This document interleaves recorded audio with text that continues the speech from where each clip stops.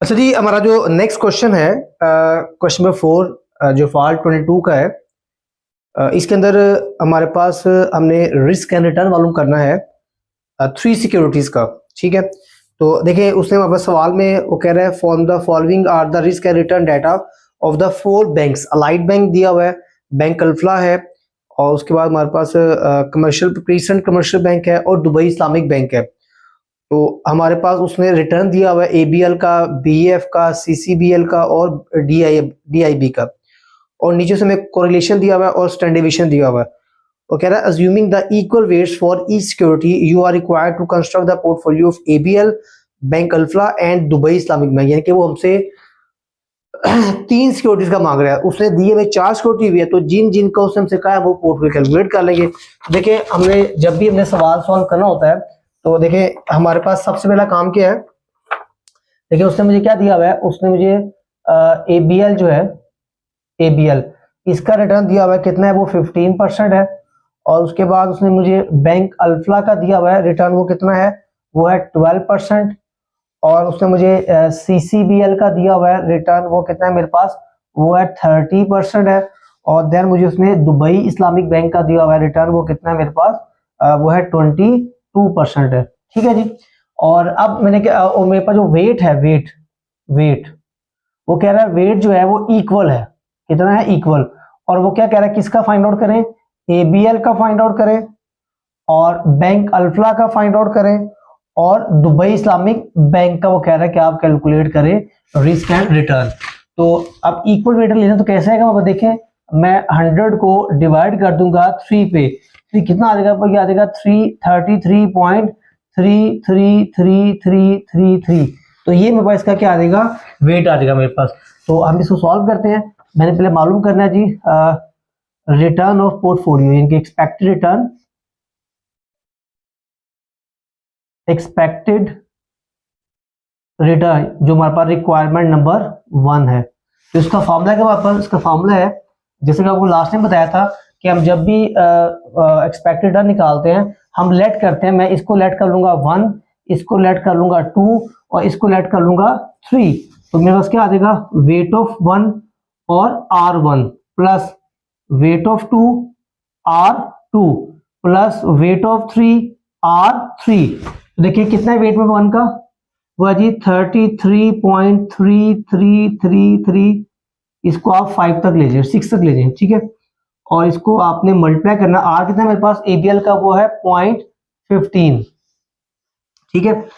तो इसको आप चाहे इसकी खत्म कर ले परसेंटेज, तो मैं इसकी भी जब खत्म होगा परसेंटेज, इसको बाद में करते हैं खत्म परसेंटेज, ठीक है। ये आ जाएगा 15 प्लस वेट ऑफ 2 कितना मेरे पास, वो है 33.333333 मल्टीप्लाई बाय कितना उसका है 12% है, प्लस 33.3333 इंटू 22, ठीक है।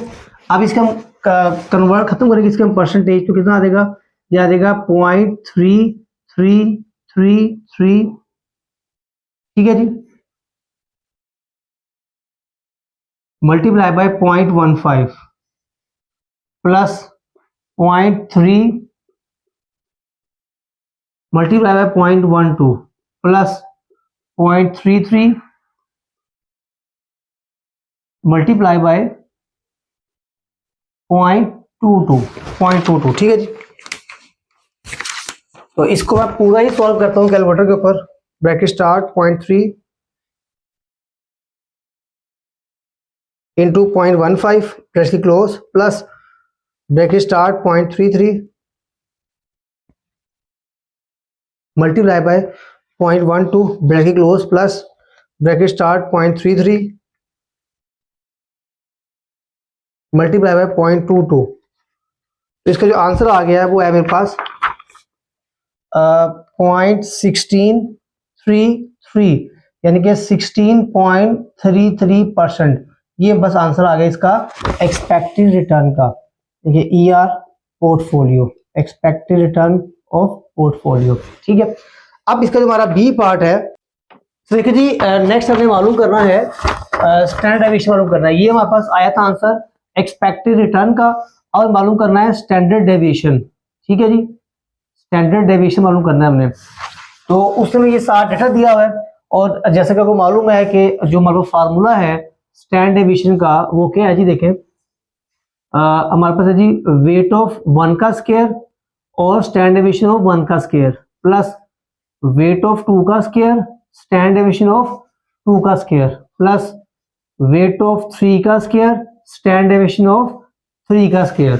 तो ये क्योंकि हमने 3 सिक्योरिटीज का उससे हमसे लिया डाटा 3 सिक्योरिटीज का, तो यहाँ मेरे पास क्या आ गया, ये 3 सिक्योरिटी आ गया plus 2 weight of 1 standard deviation of 1 weight of 2।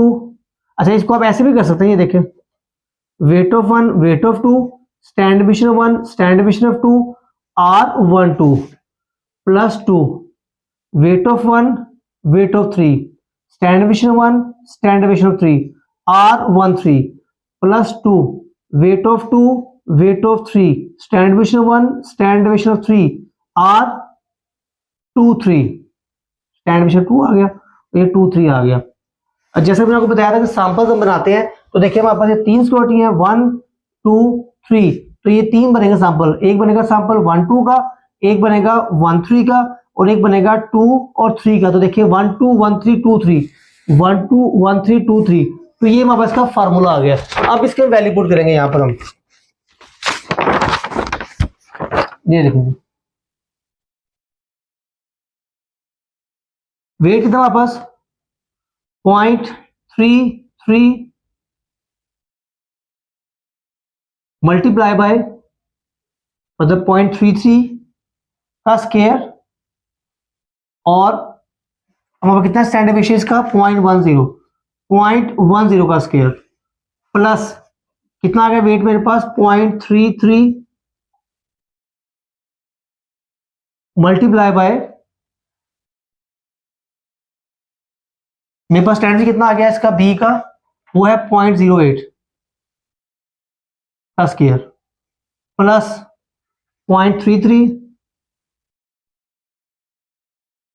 Multiply by मेरे पास कितना जी डी का, वो है 0.16 का स्क्वायर आ गया, 0.16 का स्क्वायर।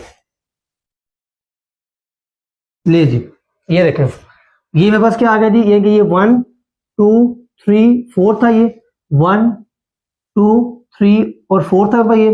तो मैंने इसको क्योंकि भाई ये सिक्योरिटी थी, मैं इसको नाम दे दिया 1 का, इसको नाम दे दिया 2 का, इसको नाम दे दिया 3 का।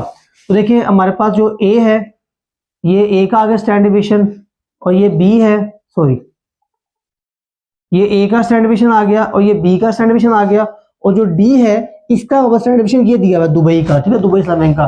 तो ये बेसिकली बस 4 जो है ना ये 16 है, यहाँ पर 16 आ गया, 0.16 का स्क्वायर 0.0 का स्क्वायर और 0.10 का स्क्वायर प्लस 2 वेट कितना बस 0.33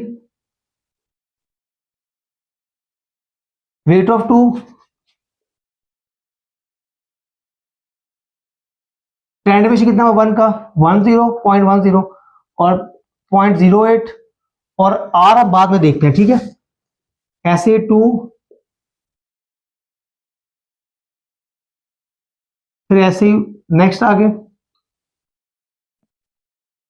और 0.10 और 0.16 और ऐसे ही नेक्स्ट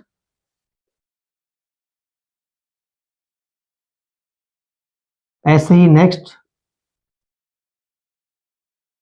0.08 और 0.16। अब मुझे आर चाहिए, देखिए अब मुझे ये R12, अब देखिए हमारे पास क्योंकि ये R1 क्या आ गया जी 1 और ये क्या आ गया 2, तो कितना आ गया 0.6 आ गया ये, तो इधर आ जाएगा 0.6 आ गया बस R।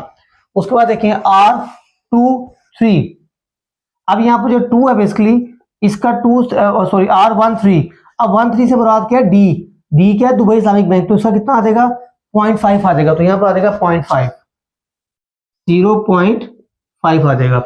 और ऐसे ही R23, तो बेसिकली यहाँ पर हमारे पास कितना है दुबई इस्लामिक का, वो 0.3 है, तो यहाँ पर आ जाएगा 0.3 इसको हम सॉल्व करते हैं। बस सबसे जो अहम चीज है बेसिकली वो है आपके वैल्यू का अंदर पुट करना।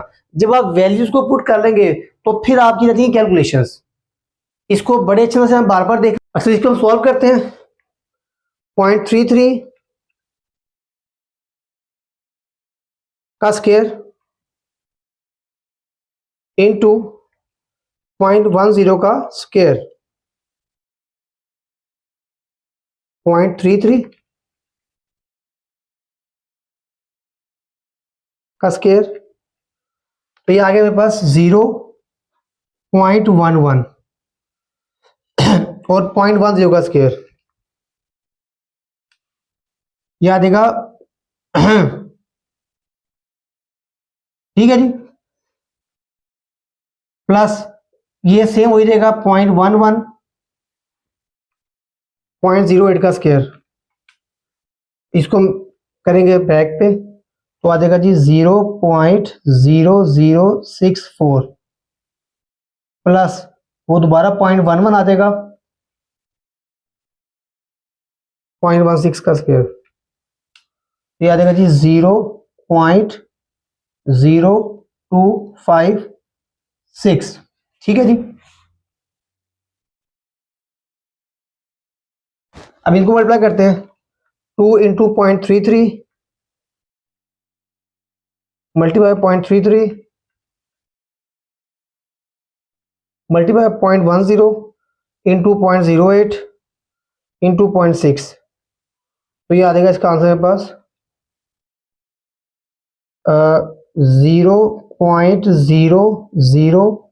0.0010।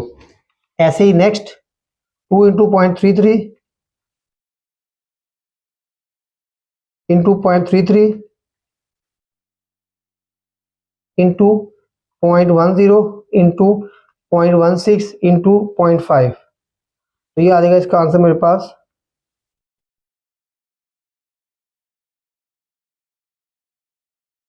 दोबारा करते हैं। 2 इंटू 0.33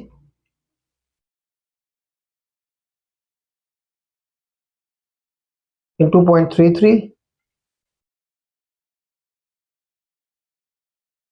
इंटू 0.10 इंटू 0.16 इंटू 0.5, तो ये आ गया 0.0017। अच्छा मैंने ये तमाम ले रहा हूँ वैल्यू, सारी ले रहा हूँ वैल्यू, ठीक है, आपने सारी ले ली वैल्यू आप लोगों ने भी। तो 2 इंटू 0.33 इंटू 0.33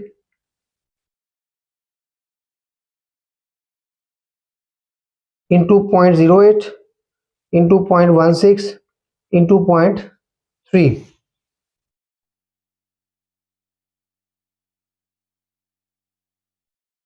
ये आ गया पास 0.0008। ठीक है जी, अब इसको सॉल्व कर लेते हैं हम। 0.11 0.01 प्लस 0.11 इंटू 0.0064, ये 0 है, ठीक है,